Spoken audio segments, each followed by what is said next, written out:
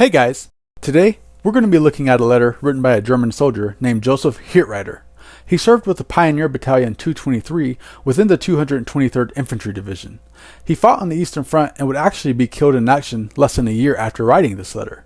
Make sure to stick around after we read his letter to hear his wife's last letter written to him before his death.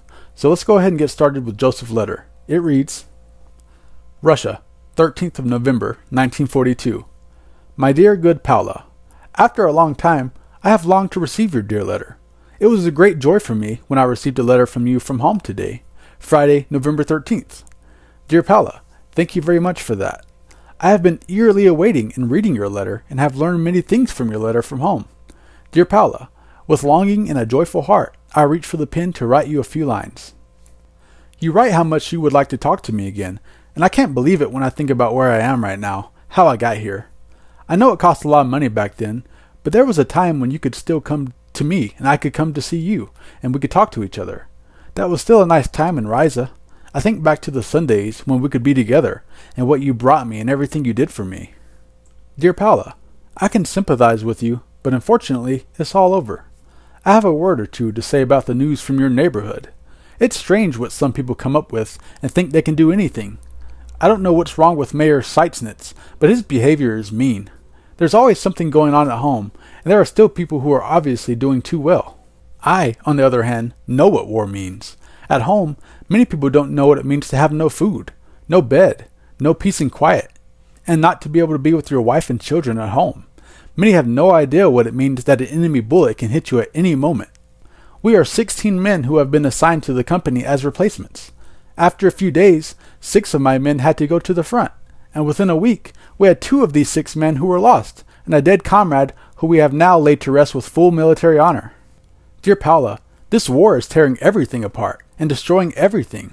It takes many sons from father and mother and from women and children. Many a young comrade has to give up his hopeful life. Here, the human being is worth nothing.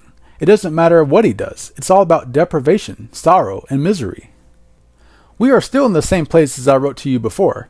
We are in a hut with 10 men, and in addition, there are 13 men from the infantry who are coming back from the front and have been relieved. Our entire group is only 25 men.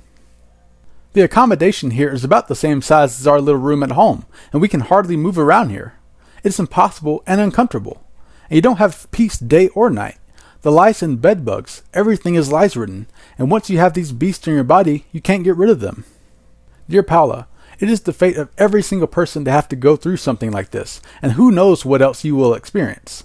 It goes without saying that it is a misery for every German who has to lose his life here to see how many disgusting people are walking around here on God's earth. These conditions in Russia are atrocious. Dear Paula, I hope and wish that I will return to you and my dear children back home, God willing. We've had frost here for 8 days and temperatures as low as negative 15 degrees. There's no snow here yet, but it's good that the ground is frozen because the mud is gone now. Dear Paula, you write that you have sent 3 packages to me, but I have not received one yet and hope they will still arrive. I say my heartfelt thanks to you for everything. Hopefully this letter will arrive. All the best. Farewell. Many kisses and greetings. Your Joseph. So that was Joseph's letter. Now we're going to be reading Joseph's wife's letter. But first, there's a devastating twist to the story that I have not yet told you. As I said earlier, Joseph would be killed in action within a year of writing his letter, on September 4th, 1943. His wife, Paula, would write this letter to her husband Joseph on August 29th, 1943, just 6 days before Joseph would be killed. But the thing is, Joseph would never get a chance to read this letter, as he would be killed before it reached him. So the letter you are about to hear, Joseph never got a chance to read. The letter reads, Dinheritz, 29th of August, 1943. Our dear good daddy, it's Sunday, stormy and gloomy all day, so it's a day to be sad. The children are all playing here in our living room, and my head is burning, because you know what it's like when the 3 children are together and playing. Yesterday, I received your dear letter of 15th of August from Kovel. I've always had a dull feeling inside of me. My good, thank you for writing me during the trip, but where are you now? We are eagerly awaiting your next letter to find out where you are. On Thursday, we had a military training with the soldiers from Zwickau, and people said, the poor soldiers. I have to think about you and what you have to do and do without. What was just a military exercise here is serious with you. It was quite interesting to see how the planes came. First came the reconnaissance planes, then the bombers, and from the other side, the fighter planes. There were also tanks. Manfred and Gotthilf were unlucky because they had to sit in school because teacher Dietrich had no sympathy for the boys. If it had been the pupil Israel, a Jew, the teacher would have let him out. We don't know if you'll keep your field post number. I would have baked you a sand cake, but I'm not sure if I should send the package. There is no possibility to buy tobacco products because the shops are all empty and many even closed their shops. The men here are all in a bad mood, and Isel says that her father is always in a bad mood when he doesn't have anything to smoke. You are no longer allowed to show women's cards, and you can now throw them in the oven. It is becoming more and more apparent that this war has been going on for 4 years. There were many here who believed that the war would end in August because we had 2 full moons. August came to an end, and there is still no end to this war. Today, we think a lot about winter, and I hear your words in my mind when you said that you dread having to spend another winter in Russia. Since you've been gone, I often feel like you're standing or walking next to me, and I feel like I could talk to you. The longing for you makes me sick, and I don't like food anymore. I could only vomit all day. Yesterday, I baked 2 apple pies. Then I had to think of you, and I lost my appetite. The kids finally ate apples this year. The apples are from Hoxmus, and it would be nice if I could send you some, but I don't dare because the apples spoil before they are with you.